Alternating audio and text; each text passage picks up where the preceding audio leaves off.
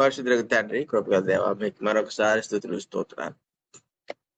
ఈ రాత్రికాల సమయంలో మాకు ఇచ్చిన సమయాన్ని, ఆసక్తిని బట్టి కూడా మీ కృతజ్ఞత చెల్లిస్తున్నాం. దేవా, మేము ఈ వాక్యంలో మరి ఈ చిత్తమును నిన్ను వచ్చిన సంగతులను ఆలోచన చేయించుండగా మీ జ్ఞానంతో నడిపించండి. అపవాది యొక్క శోధన నుండి కాపాడండి. పరిశుద్ధాత్మ యొక్క సహవాస సమాధానం మాకు దయచేయమని, మీరే చివరి వరకు తోడే ఉండమని, రావాల్సిన వారు రాగలిగిన వారందరూ కూడా త్వరగా వచ్చినట్లు వారికి మీ యొక్క సహాయం కృపను అనుగ్రహించమని యేసు పరిశుద్ధ నామమున నడుచున్నాం తండ్రి, ఆమేన్. యేసుక్రీస్తు ప్రభు ఉపమానాలు, ఆశ్చర్య కార్యాలనే అంశాన్ని మనం కొద్ది నెలలుగా చూసుకుంటున్నాం. ఆ క్రమంలో మనం ఈ రోజు ఆ ఆశ్చర్య కార్యమును మరొకటి చూసుకుందాం. సో ఆశ్చర్య కార్యాల్లో ఉన్నాం. సో ఆశ్చర్య కార్యమును మరొకటి చూద్దాం. వీటి యొక్క ఉద్దేశం ఏంటనేది మనకి సువార్తలోనే కనబడుతుంది. ఆయన యందు విశ్వాసం ఉంచే వారికి దేవుని గురించి మరి ఎక్కువగా తెలుసుకునేందుకు, అర్థం చేసుకునేందుకు మాత్రమే ఉపమానాలు, ఈ ఆశ్చర్య కార్యాలను దేవుడు ప్రభు చేస్తూ వచ్చాడు. ప్రతి ఆశ్చర్య కార్యంలోనూ ఏదో ఒక ప్రత్యేకత ఉంటది, ఉండకుండా ఉండదు. ప్రతి ఉపమానంలోనూ కూడా ఒక ఆత్మ సంబంధమైన కోణము ఖచ్చితంగా కనబడుతుంది. ప్రభు అలాగ ప్లాన్ చేసుకొచ్చాడు వీటన్నిటినీ కూడా. అలాగే ఈ రోజు మనం చూసే ఆశ్చర్య కార్యాన్ని కూడా ఆయన ఆ రీతిగానే ఉద్దేశపూర్వకంగా ప్లాన్ చేశాడు. కేవలం శిష్యుల వరకు మాత్రమే కాదు. ఈ రోజు మనం 2000 సంవత్సరాల తర్వాత మనం దాన్ని ఆలోచన చేస్తున్నప్పుడు ప్రభు ఇవి చెయ్యాలని ఉద్దేశించాడు.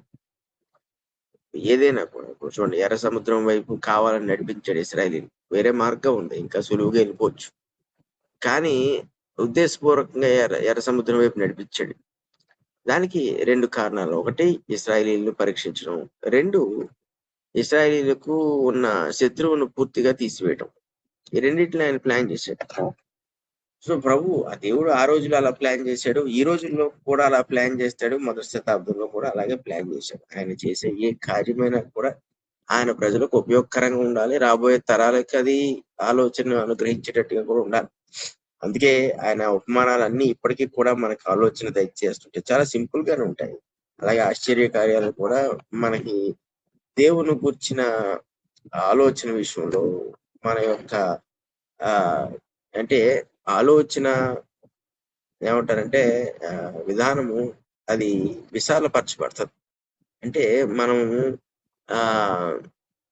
పిరికివారముగా కాకుండా, లేదంటే భయస్థులుగా కాకుండా నెమ్మది కలిగి ధైర్యంగా ఉండేందుకు అవి ఉపయోగపడుతూ ఉంటాయి. అంటే చాలా మంది ఆశ్చర్య కార్యముల గురించి ఎందుకు ఎక్కువగా మాట్లాడరు అంటే, వాటిని ఈ రోజుకి ఎలా ఆపాదించాలి, లేకపోతే ఈ రోజు వాటి విషయంలో మనం ఆలోచన చేస్తున్నప్పుడు ప్రభు గురించి ఏమని చెప్పాలి అనే ఈ 2 ప్రశ్నల దగ్గర ఆగిపోతారు. యేసుక్రీస్తు ప్రభునందు పరిపూర్ణమైన విశ్వాసం అనేది ఉన్నప్పుడు అటువంటి ప్రశ్నలు రాకూడదు. ఆ కారణంతో కూడా ఇన్ని ఆశ్చర్య కార్యాలు ఆయన చాలా చేశాడు. అయితే మనకి రాయబడి మటుకు మన విశ్వాసం కొరకు రాయబడి, మనం చూస్తున్న ప్రతి ఆశ్చర్య కార్యము కూడా మన విశ్వాసమును విశాలపరచడానికి, మనం ఇంకా బలంగా నమ్మటానికి, ముఖ్యంగా ఒక సంఘంగా మాత్రమే కాకుండా, అంటే సంఘంగా అంటే మనం అంటే ఈ రోజుల్లో ఎలా అయిపోయింది, ఆరాధన, లేకపోతే బైబిల్ క్లాసు, లేకపోతే స్త్రీల కూడిక, ఇంత ఆ వరకే సంఘం. మిగిలిందంతా కూడా ప్రతివాడు క్రైస్తవుడుగా ఉన్న ఇండివిజువల్ లైఫ్ ని జీవిస్తూ ఉంటాడు. అంటే ఏంటి, ఇంకొక సంఘస్థుడితో సంబంధం లేని జీవితాన్ని జీవిస్తూ ఉంటాడు. సో అలాగ జీవిస్తున్నప్పుడు వ్యక్తిగతంగా ప్రభు మనకి ఉపయోగపడేటట్లుగా ఉండాలి. వ్యక్తిగత సహవాసం మనకి కలిగి ఉండాలి. ఈ వ్యక్తిగత సహవాసం లేకపోవడం వల్లే మనుషుల్లో అనుమానాలు, చిరాకులు, లేదంటే నిరుత్సాహము, కోపాలు, ద్వేషాలు, అసూయలు, తర్వాత ఆధిపత్య పోరు, తర్వాత ఈ లోక సంబంధమైన వాటి మీద ఎక్కువగా అంటే దురాశ అనే స్థాయిలో మనసు కలిగి ఉండటము, తర్వాత దేవుడు అనుగ్రహించిన బంధాలనే విడిచిపెట్టడము లేక దూషించడము, ఇవన్నీ జరగడానికి కారణం ఏంటంటే, అనుదిన జీవితంలో యేసుక్రీస్తు ప్రభుతో పర్సనల్ రిలేషన్‌షిప్, అది వ్యక్తిగత సంబంధం అనేది, బంధం అనేది లేకపోవడం. ఇప్పుడు శిష్యులకి ఎందుకు ఇవన్నీ చూపిస్తున్నాడంటే, ముఖ్యంగా ఈరోజు చూసే ఆశ్చర్యకార్యం చూసినప్పుడు, శిష్యులకి ఆయన ఎంత దగ్గరగా ఉన్నాడో, శిష్యులతో ఎటువంటి బంధాన్ని కలిగి ఉన్నాడో, ఆ శిష్యులే అది తెలుసుకునేటట్లుగా ప్రభువు ఇక్కడ ఈ ఈ కార్యంలో మనకు కనబడుతుంటాడు. సో ఎవరైతే యేసుక్రీస్తు ప్రభుతో ప్రతిరోజు ఈ అన్యోన్య సహవాసం కలిగి ఉంటారో, అందులో బంధాన్ని కలిగి ఉంటారో, వాళ్ళకి ఈ జీవిత కాలపు సంగతుల మీద విసుగు అనేది ఉండదు. అయితే ఇతరుల చేత వాళ్ళు విసిగింపబడచ్చు, అది వేరే సంగతి. కానీ వీళ్ళలోంచి విసుగు అనేది పుట్టదు. వీళ్ళు ఇతరులకు ఏంటంటే వీళ్ళ నీతి ప్రవర్తన అభ్యంతరంగా ఉండొచ్చు, కానీ వీళ్ళ వల్ల ఎవరికి నష్టం కలగదు. మనలాంటి అంటే ప్రభుత్వ సంబంధం కలిగి ఉన్న అందరి వలన కూడా ఇతరులకు లాభమే కలుగుతుంది, కానీ నష్టం కలగదు. దీని వల్ల మనకు అర్థమయ్యేది ఏంటంటే, మనం ప్రభుతో ఎంత మంచి సంబంధంలో ఉన్నాము, ఆయన ప్రేమిస్తున్నాం అన్న సంగతి మనకు తెలుస్తుంది. అంతేకాదు, మనకి అవసరమైనప్పుడల్లా ఆయన మనకు సహాయంగా కనబడుతుంటాడు. సో మత్తయి సువార్తలోకి వచ్చేస్తే, మనము ఈ 14వ అధ్యాయము మనం పోయిన వారం చూసుకున్నాం. 5,000 మందికి ప్రభు అంటే 5,000 మంది అంటే కేవలం పురుషులే అండి, పిల్లలు స్త్రీలు కాకుండా. వీళ్ళందరికీ కూడా భోజనము పెట్టడం, 2 చేపలు 5 రొట్లు వారి వారి దగ్గర ఉన్నప్పుడు వాళ్ళందరికీ వాటితో భోజనం పెట్టడం, 12 గంపలు మిగలటం అనేది ఉపమానం మనం చూసాం. అయితే ఇది జరిగిన వెంటనే, ఈ ఉపమానం కదా ఆశ్చర్యకారం, ఈ సిచ్యువేషన్ జరిగిన వెంటనే మత్తయి రాసుకొచ్చేస్తాడు. 22వ వచనంలో అంటున్నాడు, వెంటనే అన్నాడు. అక్కడ ఈ వెంటనే అనే పదం మత్తయి కొంచెం తక్కువ వాడతారు, మార్పు చాలా ఎక్కువ వాడతారు. ఈ వెంటనే అనే పదానికి చాలా అర్థం ఉంది ఇక్కడ. ఎందుకంటే దేవుడు అంటే ప్రభువు అక్కడ అంటే కేవలం బోధించడం మాత్రమే కాదు, ఆయన చాలా ఏమన్నా ఉత్తమమైన కార్యాన్ని చేయటమే కాదు, దానికి కావలసిన ధైర్యమును ఆయన కలిగి ఉన్నాడు. 5,000 మందికి ప్లస్ పిల్లలు, ఆడవాళ్ళు, వీళ్ళందరికీ భోజనం పెట్టడం బట్టి ఏదో 2 చేపలు 5 రొట్టె ముక్కలు పెట్టుకుని, అసలు అది మనం ఊహించలేని సంగతి, శిష్యులు కూడా ఊహించలేదు. అంత గొప్ప కార్యం జరిగింది అక్కడ. అక్కడ ఆశ్చర్యపోని వాడు ఎవడూ లేడు. కానీ దీని విషయంలో ప్రభు శిష్యులతో ఏమి చర్చించలేదు. ఇలా చేశాను, ఎందుకు చేశాను, మీరెందుకు, అసలు ఎటువంటి చర్చ లేదంతే వాళ్ళలో. సింపుల్ గా ఇన్సిడెంట్. ప్రభు ఆ జనసమూహములను తాను పంపివేయనంతలో తన శిష్యులు ధోని ఎక్కి తనకంటే ముందుగా అద్దరికి వెళ్ళవాలని ఆయన వారిని బలవంతము చేసిన. ఏదో సంథింగ్ ఆయన మనసులో ఉంది ఇక్కడ. ఇప్పుడు చూడండి, మన ఈ భాషను మనం చదువుతున్నప్పుడు ఆయనకి ఎలా ఉంది, జనసమూహాలు పంపేసిన తర్వాత ఆ శిష్యులు కూడా ధోని ఎక్కి తనకన్నా ముందుగా అటువైపుకి వెళ్ళిపోవాలని వాళ్ళని బలవంతం చేసేసాడు ఆయన. ఈ బలవంతం చేయడంలో ఈయనకి అంతరంగంలో వేరే ఉద్దేశం ఏదో. ఎందుకు ఇంత బలవంతంగా శిష్యుల్ని పంపించేశాడు? అలా పంపించడంలో ఆయనకి ఏదైనా లాభం ఉంటుందా, ఆయనకి ఏదైనా నష్టం ఉంటుందా? ఆయన ఏమైనా వీళ్ళకి తెలియకుండా ఏమైనా చేద్దాం అనుకుంటున్నాడా? ఆయనకి వేరే కార్యక్రమం ఏమైనా ఉందా? ఆ కింద వచ్చి చదువుకు వచ్చిన తర్వాత మనకి ఒక అంటే ప్రభునందు ఉన్న ఒక గొప్ప ఉద్దేశాన్ని మనకి అక్కడ బయలుపరుస్తాడు.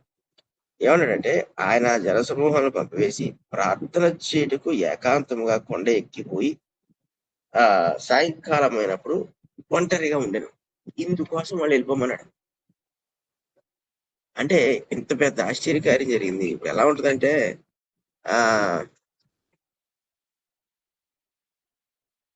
ఉంటుందంటే, సపోజ్ ఈ రోజుల్లో సంగతి చెప్తాను.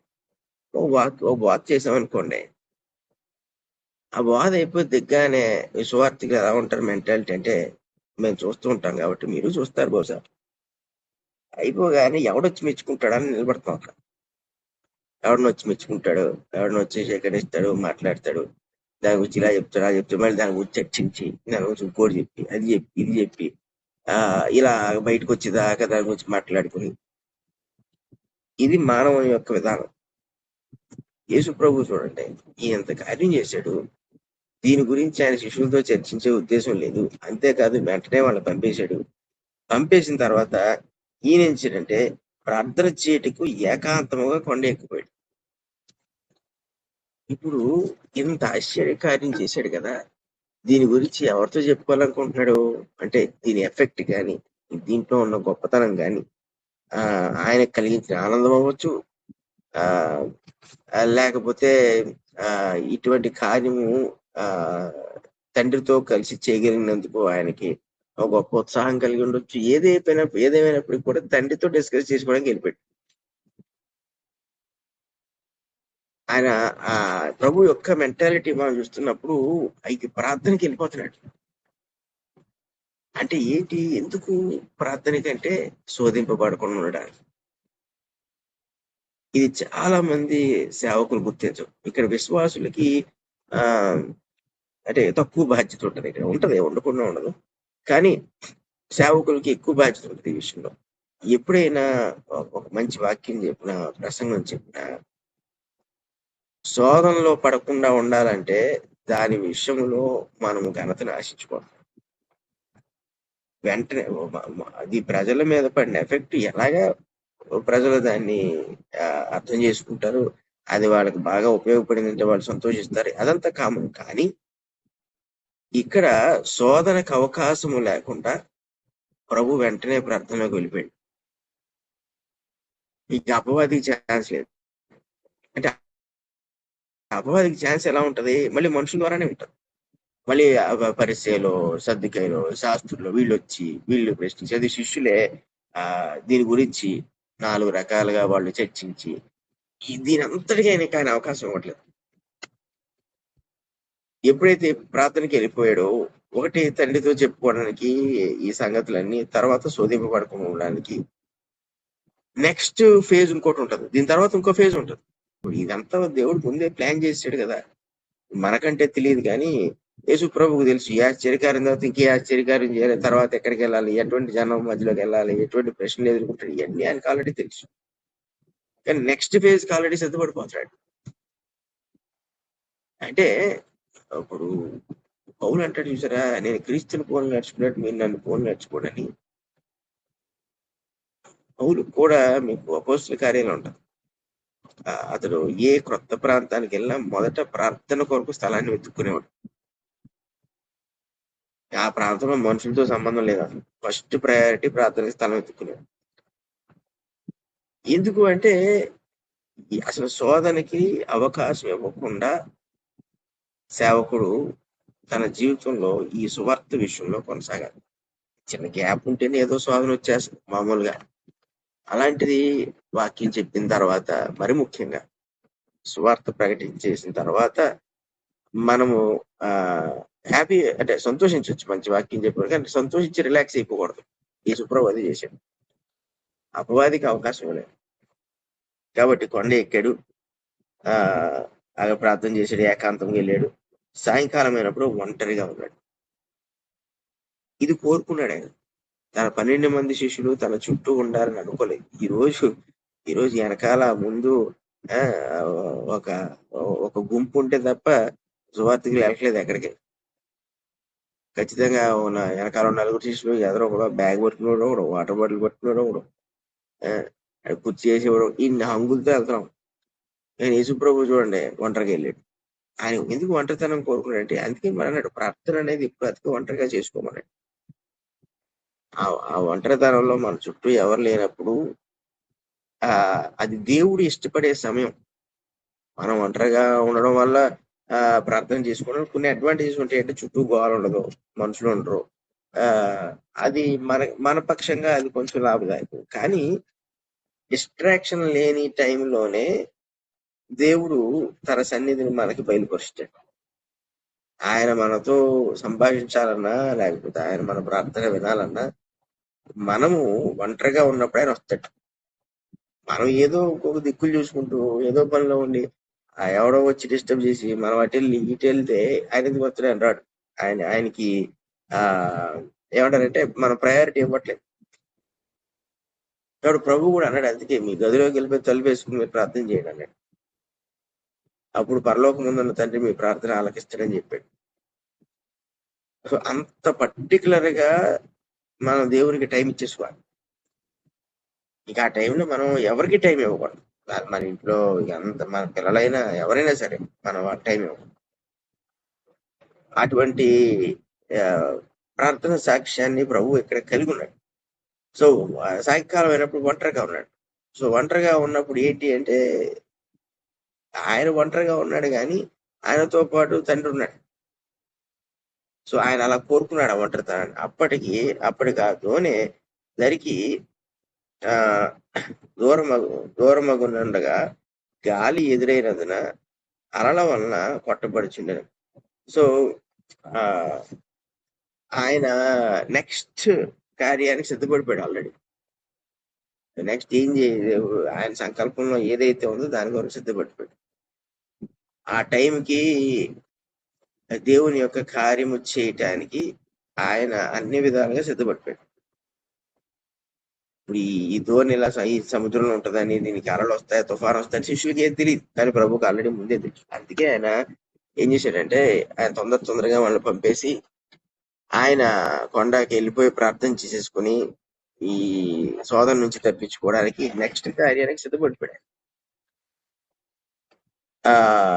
అలా చేసిన తర్వాత అక్కడ మనం చదువుతున్నాం, రాత్రి 4వ జామున అంటే తెల్లవారు 4వ అంటే వాళ్ళకి రాత్రి 4 జాముల కింద డివైడ్ అవుతుంది. 6 to 9, 9 to 12, 12 to 3, 3 to 4 యూదులో అలా క్యాల్కులేట్ చేసుకుంటారు. సో ఈ 4వ జాము అనగానే అది 3 నుంచి 6 మధ్యలో అనమాట. రాత్రి 4వ జామున ఆయన సముద్రం మీద నడుచుచు వారి యొద్దకు వచ్చాడు. ఇప్పుడు ఇది టోటల్లీ ప్లాన్డ్. ఇది ముందుగానే ప్రభువు లేదా దేవుడు నిర్ణయించిన కార్యం. ఇది ఈ సమయంలో ఈ రీతిగా వాళ్ళ దగ్గర రావాలి. ఇప్పుడు ఆయన నీళ్ళ మీద నట్టం ఏంటి? ఇప్పుడు అది అసలు దాని యొక్క అవసరత ఏంటి? ఎందుకు నడవాలి? ఇప్పుడు ఆయన కూడా ఆశ్చర్యకార్యాలు చేశాడు ఇప్పటికే, మనం బోర్డు చూసుకున్నాం, కానీ ఇలాంటిది మనం చూడలేం. ఇప్పుడు ఎలీషా టైంలో మనం చూస్తాం, యోర్దాన్ నది అక్కడక్కడ కూడా అది ఆరినట్టుగా ఉంటే నడిచి వెళ్ళిపోవడానికి దేవుడు అక్కడ దారి కలుగు చేశాడు. కానీ లేదంటే ఎర్ర సముద్రం పాయలైతే ఇస్రాయేల్ నడిచి వెళ్ళిపోవడం చూసాం, కానీ వాళ్ళు ఎవరు నీటి మీద నడలేదు. నీటి మీద నట్టం అనేది సాధ్యపడే సంగతి కాదు, అది మనకి తెలుసు. ఈయన ఎందుకు ఎంచుకున్నాడు నీటి మీద నట్టం? పైగా వీళ్ళందరూ ఆ సముద్రంలో ఎలలకి అటు ఇటు కొట్టుకుంటుంటే ఈయన అలల మీద నడుచుకుంటూ వచ్చి ఆ శిష్యుల యొద్దకు వచ్చే ప్రయత్నం చేశాడు. ఆయన ఇప్పుడు ఆయన ఎన్ని అవకాశాలు ఉన్నాయి, ఆ కొండ మీద ఉంటే ఆపేయచ్చు, చాలా ఉన్నాయి, నేనేమి రావక్కర్లేదు. ఆయన ఆ మనసులో ఒక మాట అనుకుంటే ఆ ధోని సడన్ గా ఒక సెకండ్ లో అటుపక్క ఒటికి వెళ్ళిపోతుంది, లేదా ఇటుపక్క ఒటికి ఈయన దగ్గరికి వచ్చేస్తుంది. అది పెద్ద విషయం కాదు. ఏదైనా ఎంచుకోవచ్చు ఆయన చేయడానికి. ఆ తుఫాన్ని ఆపేయచ్చు, అన్ని రకాలు చేయొచ్చు. కానీ ఈయన వ్యక్తి ప్రత్యేకంగా ప్రభు ఏమనుకున్నాడు? నీటి మీద నట్టాన్ని ఎంచుకున్నాడు. అంటే ఒక ఆరిన నేల మీద ఒక మనుషులు నడిచినట్లుగా ప్రభు నీటి మీద నడుస్తున్నాడంటే అంటే ఏమి సూచించాలని, ఏమి తెలియచేయాలని ఆయన ఆ పని చేశాడు. ఆయన మనసులో ఏ ఆలోచన ఉన్నాయి? వీళ్ళని ఆశ్చర్యపరచాలనుకున్నాడా? వీళ్ళకి అదని ఏదైనా నేర్పించాలనుకున్నాడా? లేకపోతే ఈయనకున్న అధికారాన్ని తెలియజేయాలనుకుంటున్నాడా? ఈ వచ్చినప్పుడు ఆయన సముద్రం మీద నడుచుచు శిష్యులు చూచి తొందరపడి భూతమని చెప్పుకొని భయము చేత కేకలు వేసింది. సో వెరీ ఫస్ట్ రియాక్షన్ ఏంటి శిష్యులకి అంటే, అదేదో భూతం, అదే దెయ్యం.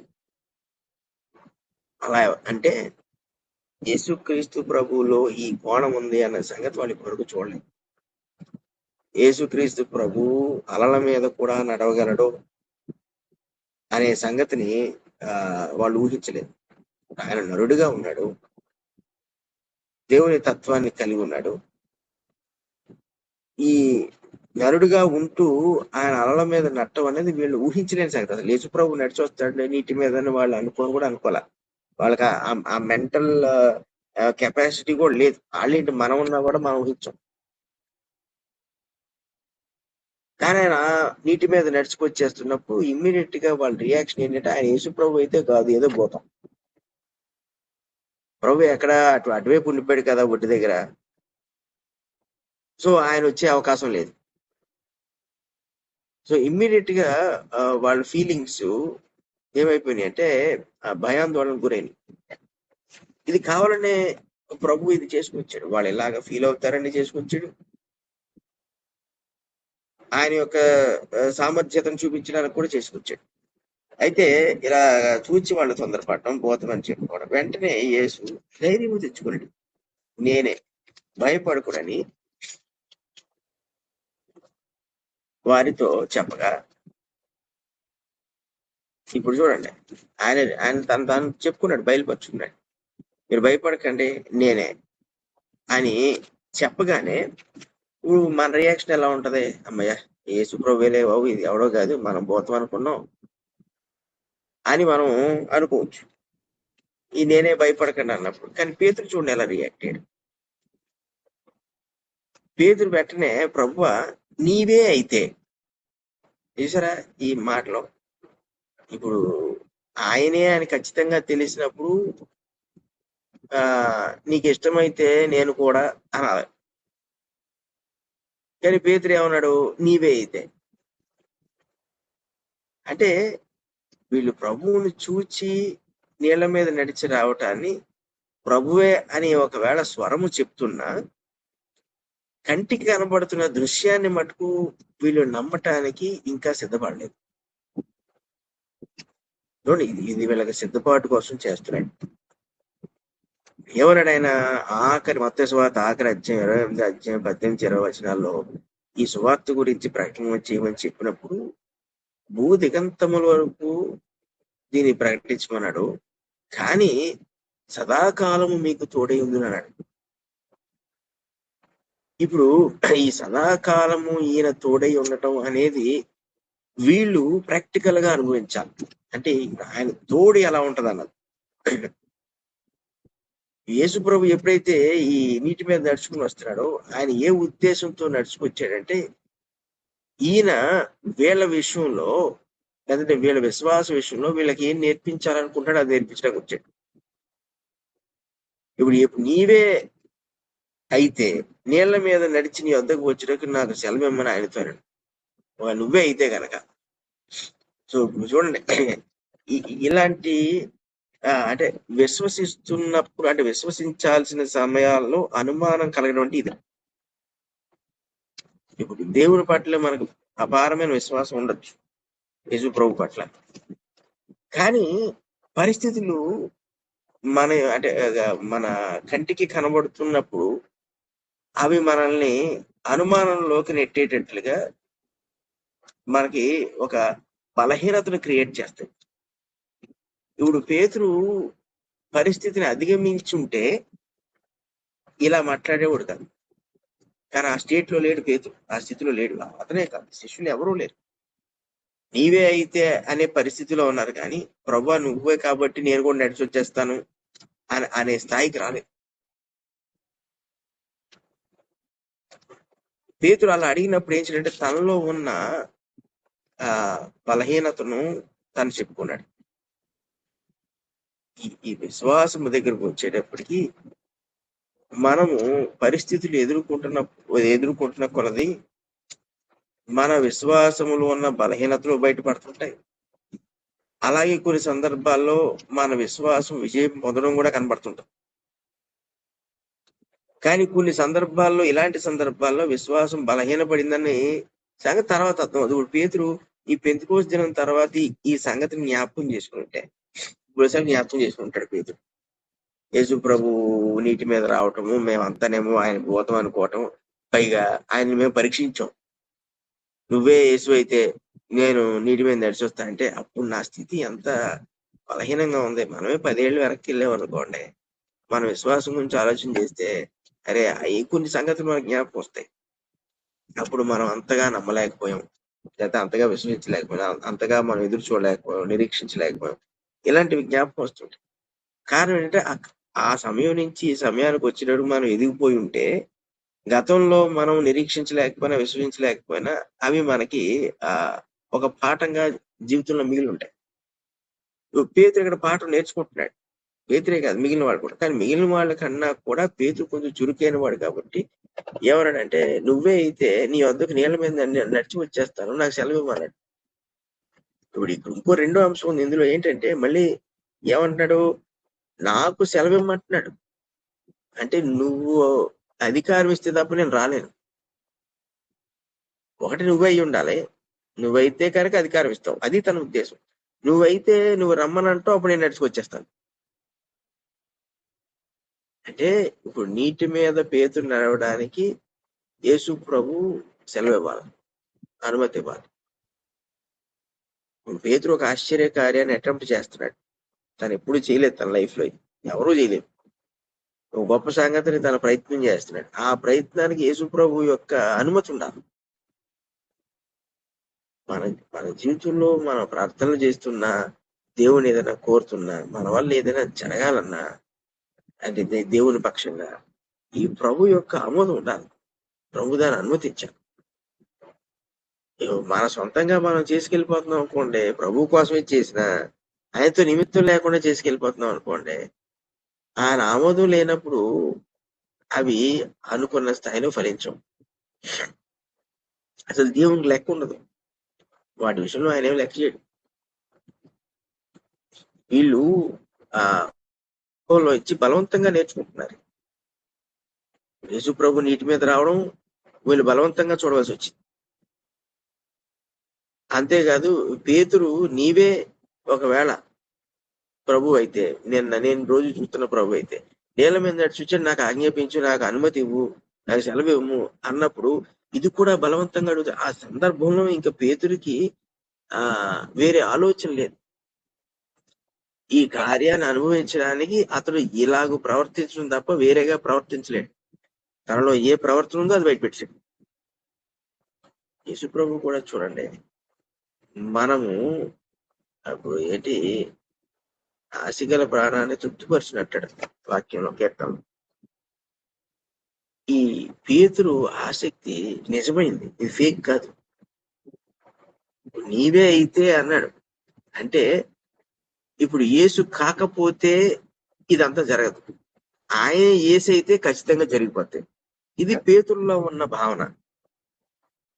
మనం కొన్నిసార్లు విశ్వాసంలో ఇటువంటి ప్రయత్నాలు మనం చేస్తూ ఉంటాం. ఇది దేవుని చిత్తమైతే ఇది జరుగుద్ది, దేవుని చిత్తం కాకపోతే జరగదు. ఇది మనము ప్రభు పట్ల నమ్మకంతో ఇలాగ మనం అనుకున్నాం అనుకోండి, అప్పుడు జరిగింది ప్రభు చిత్తమే అవుతుంది, జరగకపోతే అది ప్రభు అడ్డుకున్నట్టు అవుతుంది. అది విశ్వాసం ఇస్తున్న విజయం అది. సో పేతురు బలహీనతలు ఉన్నప్పుడు తను ఉపయోగించిన లాజిక్ ఏంటంటే, నీవే అయితే ఈ నీటి మీద సెలవు ఇచ్చేటట్టు నాకు నాకు నడిచేటట్టు నాకు సెలవు ఇమ్మన్నాడు. సో ఇప్పుడు యేసుప్రభు అయితే ఆయన వచ్చిన వాడు యేసుప్రభు అయితే నడిచేస్తాడు. అంటే ఇక్కడ ప్రభు సెలవు ఇవ్వకుండా ఉండడు అనే నమ్మకం ప్రభు అయితే. ఈ శిష్యులకి ప్రభుకి మధ్యన ఉన్న బంధం చూడండి ఎంత గొప్పదో. వీళ్ళు ప్రభుని ఏది రిక్వెస్ట్ చేసినా ప్రభు చేసేస్తాడు. ఆ విశ్వాసంతో ప్రభుతో తిరుగుతున్నారు, ప్రభుని వెంబడిస్తున్నారు, ప్రభుకు పరిచర్య చేస్తున్నారు, ప్రభు కొరకు రాబోయే కాలాల్లో కూడా ఆయన కొరకు సిద్ధపడిపోయి ఉన్నారు. సో ఇక్కడ పేతురు విశ్వాసం ఏంటి, ఆయన ప్రభు అయితే ఖచ్చితంగా రమ్మంటాడు, ఆయన ప్రభు కాకపోతే రమ్మంటాడు. ఇప్పుడు ఎప్పుడైతే పర్మిషన్ అడిగాడో వెంటనే ప్రభు వచ్చేమన్నాడు. ఇప్పుడు పేతురుగా ఏమైందంటే, ఆయన ప్రభు అని తెలిసింది, ప్లస్ ఈ విశ్వాసాన్ని పరిపూర్ణం చేసుకున్నాడు. ఎలాగా, ఒకవేళ ప్రభుకి ఇష్టమై ఆయన ఒప్పుకుంటే నేను నడిచేస్తాను అని ఒప్పేసుకున్నాడు కాదు, విశ్వాసం ఏమైపోయింది, పరిపూర్ణం అయిపోయింది. సో ఆయన రమ్మనగానే పేతురు దోణి దిగి యేసుని వద్దకు వెళ్ళుటకు నీళ్ల మీద నడిచాను గాని నడిచేశాడు. ఎన్ని అడుగులు వేసుకుంటాడు? 4 అడుగులు వేసుకుంటాడా? 10 అడుగులు వేసుకుంటాడా? అది లేదు. దోణి దిగి నడిచేశాడు. అంటే తను ఏ ఉద్దేశంతో నడిచాడు అంటే అంత ఆశ్చర్యంలో ఉన్నాడు. ఆయన నీటి మీద నడిచి రావడం, వాళ్ళందరినీ కూడా ఆ ఆయన ఆ సంగతి అంతా కూడా వాళ్ళు ఏం చేయాలంటే వాళ్ళని క్యాప్టివేట్ చేసి, అంటే వాళ్ళని బంధించేసింది ఆ సంఘటనలో. 2 వీళ్ళ భయాన్ని పోగొట్టేశాడు ప్రభు. నేనే భయపడకనన్నాడు. 3 ఈ భయాన్ని ప్రాక్టికల్ గా పోగొట్టుకోవాలనుకున్నాడు పేతురు. కాబట్టి నువ్వు సెలవిస్తే నువ్వే యేసు అయితే నేను నడిచేస్తానన్నాడు నీటి మీద. ఇవన్నీ టక టక టక జరిగిపోతున్నాయి. ఇప్పుడు యేసు ప్రభు వచ్చేయమన్నాడు. పేతురు కూడా నడిచేశాడు. మరి నడిచిన వాడు ఏం చేయాలి? నడవాలి ప్రభు వరకు కూడా. అందుకే వాళ్ళు ఇంకా పూర్తి స్థాయిలో సిద్ధపడి ఉండలేదు అని చెప్పడం. ఎవడైనా ఈ మనుష్య జాతిలో యేసు ప్రభు తప్ప నీటి మీద నడిచిన వాడు ఎవడైనా ఉన్నట్టే పేతురు ఒకడే. ఆ 2 అడుగులేని వేసాడు. ఇక ఇక ఎవడో నీటి మీద నడవలేదు. సో నీటి మీద నడిచిన అనుభవం పేతురుకు ఉంది. ఇప్పుడు 30 వచనం అన్నాడు, గాలిని చూచి భయపడి మునిగిపోసాగి. గాలి వీస్తుంది అంటే ఇప్పుడు పేతురుకి ఏమర్థమై ఉంటది తర్వాత అంటే, మనం ప్రభు కార్యము చేస్తున్నప్పుడు, ప్రభు మీద దృష్టి పెట్టినప్పుడు దృష్టి తొలగిందనుకోండి, ఖచ్చితంగా ఫెయిల్ అవుతాం. అదేమవుద్దంటే దాన్ని విశ్వాస వైఫల్యం అంటాం. ఇప్పుడు పేతురు అడిగినప్పుడు ప్రభు మీద భారం వేసి అడిగాడు. తన విశ్వాసం మీద కన్నా కూడా తన విశ్వాసం ప్రభు వల్ల సంపూర్ణపరచబడుతుందని నమ్మకంతో ప్రభు మీద భారం వేసేసి నేను కూడా నడుస్తాను, నువ్వు సెలవిస్తే అన్నాడు. ఆ భారాన్ని ప్రభు స్వీకరించాడు. ఆ భారాన్ని స్వీకరించి నడు అన్నాడు. ఇప్పుడు ఏం చేయాలి? నడుస్తున్నప్పుడు ఆ విశ్వాస భారాన్ని ఆయన మీద వదిలేయాలి. కానీ పేతురు గాలిని చూసేటప్పటికి భయపడ్డాడు. మునిగిపోసాగాడు. అంటే ఒక్కసారి మనము మనం విశ్వాసము కొన్నిసార్లు బలహీనమైన దశలో ఉన్నప్పుడు భారం ప్రభు మీద వేసేసాం అనుకోండి, ఆ భారం వేసినప్పుడు దృష్టి కనీసం ప్రభు మీద ఉంచాలి. అంటే ఇదే ప్రభు దీన్ని చేస్తున్నవాడు, నేను కాదు. ఇది మన విశ్వాసం ఆల్రెడీ ప్రశ్నార్థకమైంది. ఇక్కడ బలహీనపడింది. బలహీనపడ్డ విశ్వాసముతో మనం ముందుకు వెళ్ళలేమని తెలిసి, ఇప్పుడు చూడండి, తన కూతురు చనిపోతే శిష్యులను, ఆ కూతురు అనారోగ్యంగా ఉంటే శిష్యులను స్వస్థపరచమంటాడు ఒక అధికారి వచ్చి. శిష్యులు స్వస్థపరచలేకపోతారు. అప్పుడు వీళ్ళ దగ్గర ప్రభు దగ్గరకు వచ్చి నీ శిష్యులను ఎలాగా అడిగాను అది ఇది అన్నప్పుడు అంటాడు, నా విశ్వాసమును బలపరచు అంటాడు. ఎందుకు అంటే ఆ వ్యక్తి నమ్మలేకపోతున్నాడు ఇది జరుగుద్ది, బలహీనంతో ఉన్నాడు. ప్రభు దగ్గరకు వచ్చా. ప్రభు అన్నాడు, నేను స్వస్థపరచగానే నమ్ముతున్నావా అంటే, నేను నమ్ముతున్నాను, నా విశ్వాసాన్ని బలపరచన్నాడు. నమ్ముతున్నప్పుడు నువ్వు విశ్వాసాన్ని బలపరచడం ఏంటి? ఇంకా అంటే ఆయన చేయగలడని నమ్మటానికి ఆ భారాన్ని కూడా ప్రభు మీద వేసాడు అతను. నువ్వు చేయగలవు కాబట్టి నువ్వు చేసేయి, నాకున్న నమ్మకంతో నేను నీ దగ్గరికి వచ్చాను. అప్పుడు ప్రభు అంటాడు, నమ్ముట నీ వల్ల అయితే నమ్మువానికి సమస్తము సాధ్యం అంటాడు. అప్పుడు ఏం చేయండి, దాన్ని పరిపూర్ణపరిచాడు యేసు ప్రభు. నీ వలన నమ్మటం అనేది జరిగితే నీకు అది సాధ్యం అవుతుంది. ప్రభు నేను నమ్ముచున్నాను అన్నాడు. అప్పుడు సరే ఎల్లు, నీ కూతురు స్వస్థపరచబడింది. అంటే ఈ పేతురు అదే జంక్షన్ లో ఉన్నాడు. ఇప్పుడు ఇక్కడ తను నడవాలనుకున్నాడు నీటి మీద, అది ప్రభు అని ఖచ్చితంగా తనకు తెలియాలనుకున్నాడు. ఈ 2 సంగతులు ఉన్నాయి. ఇవి ప్రభు అని తెలియాలంటే ప్రభు రమ్మని అన్నప్పుడు నడవగలగాలి. అది కూడా జరిగిపోయింది. నడిచేస్తున్నాడు నీటి మీద. తన విశ్వాసం ఎవరి వల్ల సంపూర్ణపరచబడుతుందంటే క్రీస్తు వల్ల సంపూర్ణపరచబడుతుంది. కొన్ని సందర్భాల్లో మనకి విశ్వాసం సరిపోనప్పుడు మనం విజ్ఞాపన చేస్తే యేసుక్రీస్తు చేసే కార్యం వల్ల మన విశ్వాసం పరిపూర్ణపరచబడుతుంది. ఇప్పుడు అబ్రహాము విశ్వసించాడు, అది అతను నీతిగా ఎంచబడి అన్నాడు. అబ్రహాం ఇస్సాకు విషయంలో విశ్వాసం ఇచ్చాడు, ఇస్సాకును కన్నాడు. అలాగే దావీదు యుద్ధాల విషయంలో దేవుని విశ్వసించాడు, గెలిచాడు. ఇలా మన విశ్వాసం గురించి చూసినప్పుడు, ఆ విశ్వాస వీరుల గురించి చూసినప్పుడు అందరూ విశ్వాసం ఉంచడం వల్ల అవన్నీ సాధించారు. కానీ విశ్వాసము కలిగి ఉండలేని పరిస్థితుల్లో ఏం చేయాలో చెప్తున్నాడు. ఆ విశ్వాసం పరిపూర్ణపరచబడాలంటే ఆ విశ్వాస భారమును కూడా ప్రభు మీద వేసేయమంటున్నాడు. పేతురు చేయగలిగిన అది చేశాడు. ఎందుకంటే తనకు అది తప్ప వేరే దిక్కులేదు అక్కడ. పేతురికి ఆ సందర్భంలో తనకి నీటి మీద నడిచేయాలి. ఇది ప్రభు అయితే అంటే తన నీటి మీద నడవాలని ఆశ ఉందా, ఆయన ప్రభువో కాదో తెలుసుకోవాలని ఆశ ఉందా అంటే ప్రభువో కాదో తెలుసుకోవాలన్న ముందు నిర్ధారణ చేసుకోవాలన్న ఆశ ఉందా. ప్రభు అయితే ఖచ్చితంగా నీటి మీద నడిచేస్తాడు. ఈ భారం ఎవరి మీద పెట్టాడు? ప్రభు మీద పెట్టాడు, తన మీద పెట్టుకోలేదు. ఇప్పుడు ప్రభు నడిచే అనగానే ఏం చేయాలి? నడిచేసి ఉండాలి. దాని చుట్టూ ఉన్న గాలిని, అలల్ని అదంతా చూసినప్పుడు ఎప్పుడైతే భయపడ్డాడో మునిగిపోవడం మొదలు పెట్టాడు. మన విశ్వాసము బలహీనంగా ఉన్నప్పుడు ప్రభు దాన్ని సంపూర్ణము చెయ్యాలని మనం ఎప్పుడైతే విజ్ఞాపన చేస్తామో అది సంపూర్ణం అయిపోయే వరకు మనం కుడివైపు కానీ ఎడమవైపు కానీ చూడకూడదు. అది మనం చేయగలిగిన మినిమం ప్రయాస అంతే. నువ్వే విశ్వాసం ఉంచి ఆ కార్యం సాధించుకోవాలంటే అది వల్ల కాదు, నీకు కావట్లేదు. ఒక సందర్భంలో కాదు అది మరి ముఖ్యంగా భయపడుతున్న సమయాల్లో అసలు కాదు. ఇందాక సోదరుడు ఫోన్ చేశాడు నాకు సాయంకాలం. ఫోన్ చేసి ఏమైంది మొన్న ఎప్పుడో ఉదయం జస్ట్ మొహం కడుక్కుంటుంటే టక్క నడుము పట్టిందండి. ఆ నడుము పట్టడం ఎలా పట్టింది అంటే మనోడు అయిపోయాడు. అంటే వెనక్కి వెళ్ళాడు, ముందుకు రాలేడు, ఎటు తిరిగినా ఒప్పుకోవట్లేదు శరీరం.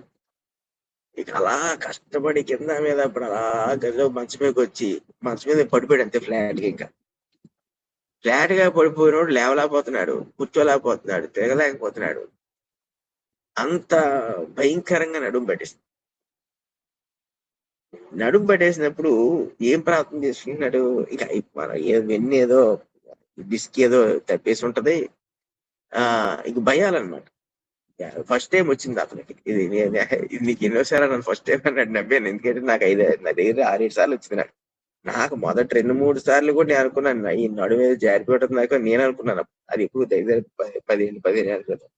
అయ్యో బాబు ఇదేంటి ఇలా వచ్చింది, లేవలేకపోతున్నాం, కూర్చోలేకపోతున్నాం, కొన్ని ఎవడో లేడు, కొన్ని మనకు సాయం చేద్దామన్నా ఆయన హాస్పిటల్ తీసుకెళ్ళాలి, ఏమీ లేదు అసలు. కథలు లేని పరిస్థితి అనమాట. అప్పుడు అతను చెప్తుంటే అదంతా నాకు మళ్ళీ జ్ఞాపకం వచ్చింది జరిగింది. ఆ టైంలో ఆ భయం ఎలా ఉంటదంటే మనం ప్రార్థన చేస్తూ ఉంటాం కానీ ఈ భయం పోకుండా ప్రార్థన చేస్తాం. ఈ భయం అలాగే ఉంటది. కానీ ప్రభా ఇంకా అప్పుడు ఇంకా ఆ టైంలో మనం ఏం ప్రార్థన చేస్తాం అంటే ఇంకా మన నుంచి వచ్చే ప్రార్థన చాలా పరిశుద్ధంగా ఉంటది. ఇంకేంటి మన తప్పులు ఉంటే ఒప్పేసుకుంటాం, ఇంకా అన్ని మొత్తం అన్ని జరిగిపోతాయి. ఇంకా ప్రభా క్షమించిన ఆయన ఏమైనా తప్పు చేశారా, లేకపోతే ఇలా ఇంత జరిగింది, అయితే ఇంక ఒకటి కాదు 2 కాదు, మన ఊహలకి దేవుడు కూడా ఆశ్చర్యపోతాడు. అలా ఉంటాయి. అలాగే మనం ఆ టైంలో అలా అయితే ఆ ప్రార్థన అంతా కూడా భయంతో చేస్తాం, ధైర్యంతో చెయ్యం. ఈ భయంతో చేసినప్పుడు మనం విజ్ఞాపన చేస్తున్నప్పుడు దృష్టి యేసు మీద పెట్టి చేస్తున్నాం అనుకోండి, మరి విశ్వాసం భయం ఉన్నప్పుడు పరిపూర్ణం అవదు. అప్పుడు ఏమవుతుందంటే యేసు ప్రభు మన విశ్వాసాన్ని పరిపూర్ణపరిచేటట్లుగా మన పక్షంగా పనిచేస్తాడు. అలాగే ఇక్కడ పేతురు పక్షంగా పనిచేసి తన విశ్వాసాన్ని సంపూర్ణపరచాలనుకున్నాడు ప్రభు. కానీ ఆ ఆ భయం ఏం చేసిందంటే అతను పడిపోయేటట్టు చేసింది. అంటే ఆ ఆ కార్యము పూర్తి కాకుండా చేసేసింది. మునిగిపోబోయాడు. అప్పుడు అప్పుడు చూడండి అప్పుడేమన్నాడు, ఇప్పుడు ఇదివరకటి భయం కన్నా ఇప్పుడు అసలు భయం వచ్చింది అతనికి.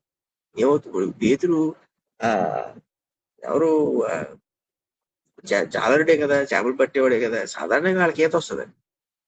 వాళ్ళకి ఈత రాకుండా ఏముండదు. అలాంటిది పేతురు ఆ తుఫాను, అలలు, గాలి దీని అంతట్లో మునిగిపోతున్నాడట. అంటే మీకు ఎంత ఈతగాడైనా భయంతో ఈత్తాడు అనుకోండి, ఆడు అలసిపోతాడు, ఖచ్చితంగా మునిగిపోతాడు. ధైర్యంగా ఈదేవాడే వాడు ఇట్నించాడు అవతల వైపు ఒడ్డుకి వెళ్తాడు. పేతురు ఆల్రెడీ భయంలో ఉన్నాడు కదా, తన ఈతను కూడా మర్చిపోయాడు. తన తన తన మైండ్ యాక్సెప్ట్ చేయట్లేదు తన పరిస్థితి. ఏం చేశాడు, ఇమీడియట్ గా ప్రభువా అని కేక వేశాడు. ప్రభువా అని నన్ను రక్షించమని కేకలు వేశాడు. చూడండి, ఈత వచ్చినోడు కూడా ఇలా అడిగాడంటే పేతురు ఈ భయం వల్ల ఏ స్థితిలోకి వెళ్ళిపోయాడు చూడండి. అంటే జీవిత పరిస్థితులు మనం ఎంత భక్తి చేసినా, విశ్వాసం కలిగి ఉన్నా ఒక్కొక్క పాయింట్ లో ఏమవుద్ది అంటే మనకి తెలిసిన సంగతే, వినిన సంగతే, చేసిన సంగతే అయినా చేయలేం. ఆ టైంలో ఆ పరిస్థితికి వెళ్ళిపోతాం. అప్పుడే నిజమైన అర్థనాదం అనేది మనలోంచి వస్తుంది. పేతురు చావో రేవో అనుకునే టైంలో ఏం చేయాలంటే ప్రభు అన్నాడంతే. ఏమి లేదు, వేరే దారి లేదు. ప్రభువా నన్ను రక్షించు అని కేకలు వేశాడు. వెంటనే యేసు చేయి చాపి అతను పట్టుకుని, చూసారా, ఈ చేయి చాపక్కర్లేదు, ఆయన ఇంకేదైనా చేయొచ్చు. కాకపోతే ఏమన్నాడు, మత్తయి సువార్త ఇందాక మనం చదువుకున్నాం, సదాకాలం మీకు తోడే ఉన్నాడు అన్న మాట ఆయన ప్రాక్టికల్ గా వాళ్ళకి చూపించాడు. వెంటనే చెయ్యి ఇచ్చి పైకి లేపాడు. నేను నీ పక్కనే ఉన్నాను, నువ్వు భయపడాల్సిన అవసరం లేదు. సో ఇప్పుడు విశ్వాసంలో ఏదైనా ఒక విషయంలో కానీ, లేకపోతే ఒక సంగతిలో కానీ, ఒక పరిస్థితుల్లో కానీ విశ్వాసాన్ని మనం పరిపూర్ణంగా కలిగి ఉండలేదు అనుకోండి, అంటే కలిగి ఉండకపోవడానికి మన అపరాధం కారణం అవ్వకూడదు. ఎప్పుడు అది జ్ఞాపకం ఉంచుకోవాలి. దేవునితో డీల్ చేస్తున్నప్పుడు మనలో అపరాధం ఉండకూడదు. ఈ అపరాధం అనేది లేనప్పుడు భయం అనేది మనల్ని వెంటాడుతుంది అనుకోండి, కేవలం భయం మాత్రమే, ఇంకోటి లేదు. ఆ విశ్వాసము మనల్ని, అంటే ఆ సమయంలో మనం విశ్వాసంలో బలహీనలు అవుతున్నప్పుడు మనం ఇలాగే ప్రభువా అని మనం మొరపెట్టుకున్నప్పుడు దేవుడు కార్యం చేస్తాడు, దేవుడు పైకి లాగిస్తాడు. అది చెప్పుకొచ్చాడు ఆ రోజు అక్కడ. నీటి మీద నడిచి రావడానికి కారణం ఏంటంటే, ఇప్పుడు ప్రభు నీటి మీద నడడం అనేది పెద్ద విషయం కాదు, ఆయన ఎప్పుడు కావాలంటే అప్పుడు నడవచ్చు. కానీ పేతురు నడుస్తున్నప్పుడు, నడవాలనుకున్నప్పుడు, అది ఏసే నిర్ధారణ చేసుకోవాలనుకున్నప్పుడు, నడుస్తున్నప్పుడు అతను పడిన భయం, మునిగిపోతున్నాడు అతను పడిన భయం, అయినా కూడా ప్రభు తన పక్షానే ఉన్నాడు, తన పక్కనే ఉన్నాడు. అంటే ఒక్కొక్కసారి విశ్వాస ప్రయాణంలో మన విశ్వాసాన్ని ఒక్కొక్క స్టేజ్ లో మనం చూపించలేకపోతున్నాం అనుకోండి. అంటే ఎదురు నుంచి వచ్చే పరిస్థితి అంత బలంగా ఉంది. విశ్వాసాన్ని మనం బయలుపరచలేనప్పుడు, ప్రభువా అని మనం ప్రార్థన చేసినప్పుడు ఆ విశ్వాసానికి ఎంత లోపం ఉందో ఆ లోపాన్ని ఆయన సరిచేస్తాడు. అలా సరిచేయబడింది కాబట్టే చేయి చాపి పేతుని పైకి తీసుకొచ్చి ఎవరడు అల్ప విశ్వాసి అన్నాడు. అంటే ఇక్కడ నీకు ఉండవలసిన విశ్వాసం నీకు లేదు అన్నాడు. మరి లేదన్నప్పుడు వదిలేయాలి కదా. ఆ అల్ప విశ్వాసాన్ని ప్రభు అతనికి తెలియజేస్తుంది. అతని విశ్వాసాన్ని ఎలా పరిపూర్ణపరిచాడంటే అతను పైకి లేపి అతను రక్షించి. సో పేతురికి ఇది ఎంత అనుభవం చూడు, పేతురికి కాదు మిగిలిన శిష్యులకు కూడా. ఒకవేళ నేను ఫ్యూచర్ లో అతను ఎన్నిసార్లు జ్ఞాపకం వచ్చి ఉంటుందో తన సువార్త ఈ ప్రయాసంలో, ఈ విశ్వాస విషయంలో ఒకవేళ బలహీన పడిన యేసు ప్రభు చేయి పట్టి పైకి లాగటం అనేది 3 సార్లు గుర్తొచ్చుంటది పేతురు. కాబట్టి ఇప్పుడు నేను భయంతో ఈ సువార్త చేయక్కర్లేదు. దేవుడు నాతో ఉన్నాడు, ప్రభువు నాతో ఉన్నాడు. ఒకవేళ నేను ఒక సందర్భంలో విశ్వాసాన్ని చూపించలేకపోయినా పట్టు పైకి లేపేస్తాడు. నేను ప్రభువా అనగానే నన్ను చేయి చాపి పైకి లేపుతాడు. కాబట్టి అక్కడ ఆ కార్యాన్ని నేను పూర్తి చేసుకుంటాను. ఈ ధైర్యంతో అతను సువార్త చేశాడు. అతనితో ఉన్న మిగిలిన శిష్యులందరూ కూడా ఈ ధైర్యంతోనే వాళ్ళు క్రీస్తు కొరకు జీవించారు. ఎందుకు సందేహపడితవని అతనితో చెప్పాను.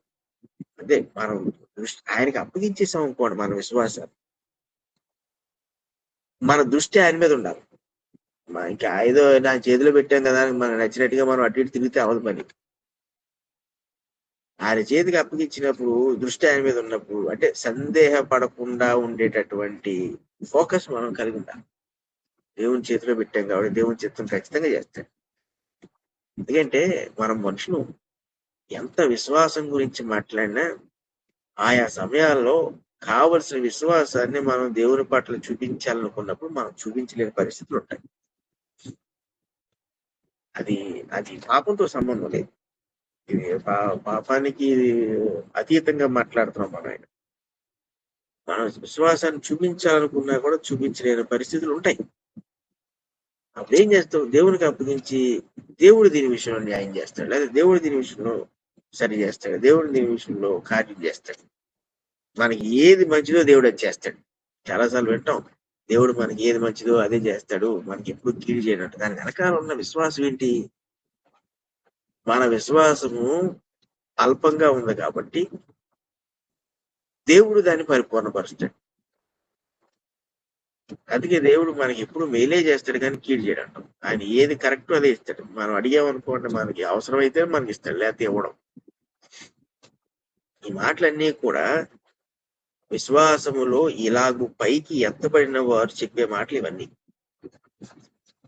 ఎందుకు పడితే అతను వారు ధోని ఎక్కినప్పుడు గాలి అడిగను. అయిపోయింది. ఇప్పుడు దేవుడు ఏం నేర్పించాలో ప్రభు అన్నది అంతా కూడా వాళ్ళకి నేర్పించాడు. నీకు వెంటనే గాలి కూడా అడిగిపోయింది.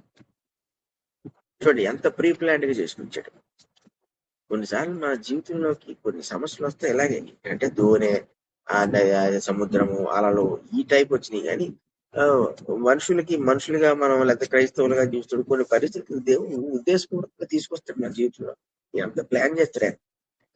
ఎందుకంటే ఇలా చేయి పట్టు పైకి లేపడానికే, అంతకుమించి మరి ఏమీ కాదు.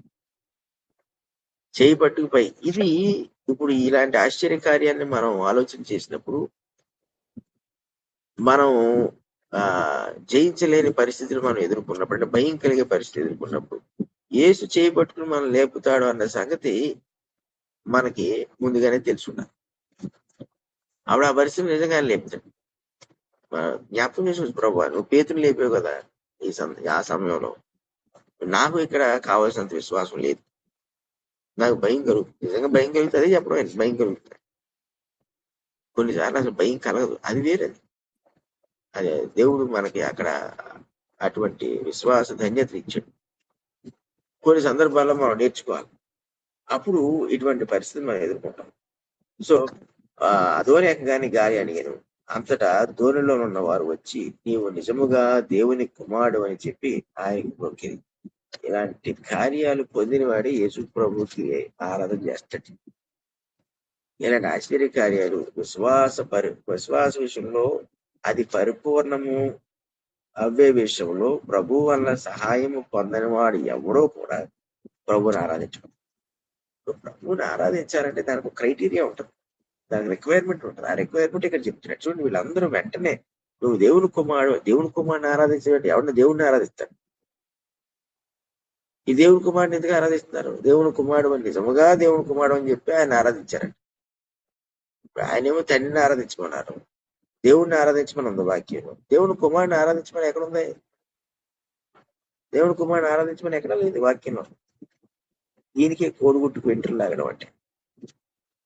అవును, దేవుని కుమారుడు ఆరాధించమని ఎక్కడ ఉందంటే, దేవుని కుమారుడు అంటే ఎవరంటే దేవుడు అని అర్థం. అది వాళ్ళకి అర్థమైంది ఆ రోజు.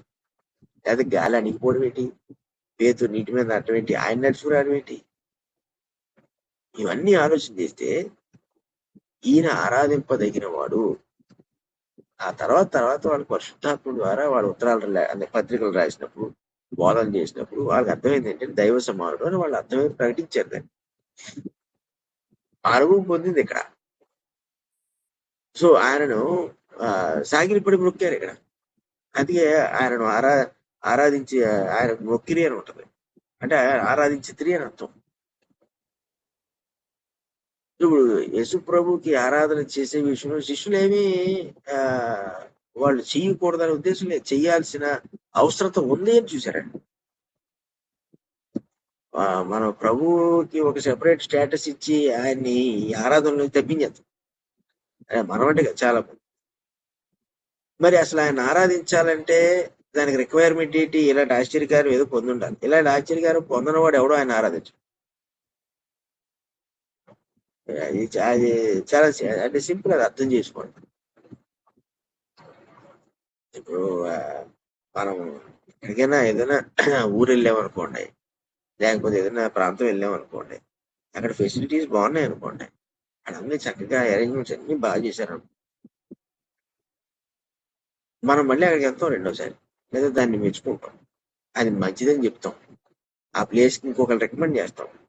మీరు వెళ్ళండి, అక్కడ చాలా బాగా చూసుకుంటారు వాళ్ళు, అక్కడ అన్ని మనకు అన్ని దొరికితే దొరకనేట్టు ఏముండవు, అన్ని అరేంజ్మెంట్స్ చేస్తారు, మరి ఇవన్నీ చెప్తాం. ఆ ప్లేస్ గురించి మనం అనుభవించాం కాబట్టి దాని గురించి ధైర్యంగా మనం చెప్పగలుగుతాం, అక్కడికి వెళ్తే మీకు బాగుంటది అని.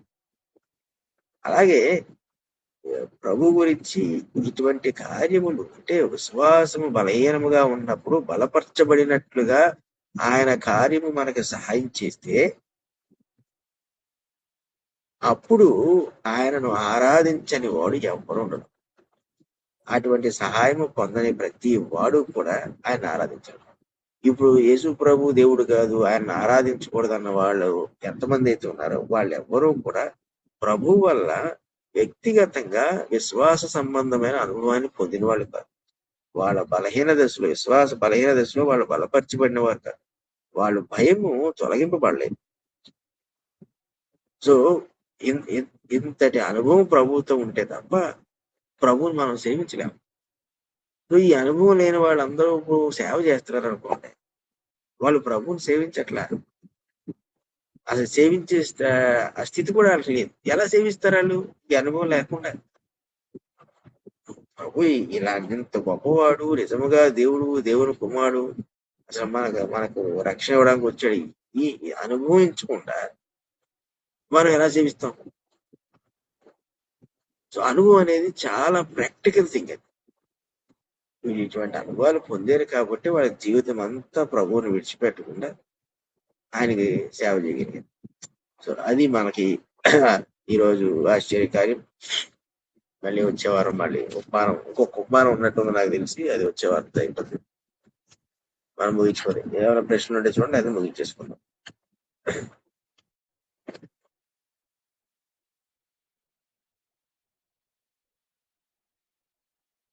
ప్రార్థన చేసుకుంటాం. పరిశుద్ధులకు తండ్రి, కృపగల దేవ, మరి ఒక్కసారి మీకు స్తుతులు స్తోత్రాలు. మాకు మా జీవితాల్లో మాకు కలుగుతున్న సందేహాలు కానీ, పరిస్థితుల వల్ల కలుగుతున్న పరిణామాలు కానీ, వీటన్నిటిని బట్టి కూడా మేము ఏ రీతిగా మేము చేరగలము, మీ సహాయం పొందగలము, వాటిని మాకు ఈ ఆశ్చర్యకార్యం ద్వారా తెలియజేసినందుకు మీకు స్తుతులు స్తోత్రాలు తెలియజేస్తున్నాం. దాని చేరువచ్చిన వారందరినీ మీరు జ్ఞాపకం చేసుకోండి. మీ కృపను వారితో కుటుంబాలతో ఉంచండి. వారు మీ నుండి పొందవలసినవన్నీ కూడా పొందినట్లు మీ మార్గమును వారికి ఏర్పాటు చేసి మార్గంలో మరి ధైర్యంగా నడిచినట్టు ఎక్కడ మిమ్మల్ని కూర్చున్న అనుభవాలు వాళ్ళు పొందవలను, ఆ ప్రతి అనుభవం వాళ్ళు మరి కోల్పోకుండా పొందినట్లు సహాయం చేయండి. అపవాది యొక్క దృష్టి ఎవరి మీదనూ పరిపూర్ణంగా పడకున్నట్లు, మార్గము తప్పిపోకున్నట్లు మీ యొక్క సహాయమును కాపుదలను దయచేయమని యేసు పరిశుద్ధ నామమున నడిచినాము.